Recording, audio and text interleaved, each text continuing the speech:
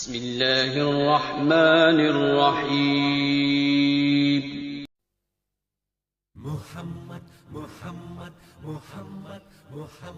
حضرت محمد صلی اللہ علیہ وسلم نے فرمایا، گرم کھانے کو پونک سے ٹھنڈا نہ کرو۔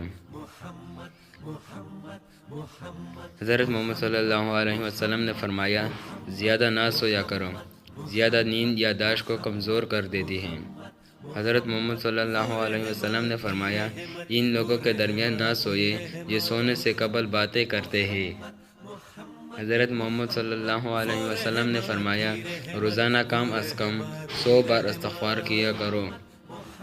حضرت محمد صلی اللہ علیہ وسلم نے فرمایا، کبھی غرور نہ کرو۔ غرور ایک ایسی بری عادت ہے جس کا نتیجہ کبھی اچھا نہیں نکلتا۔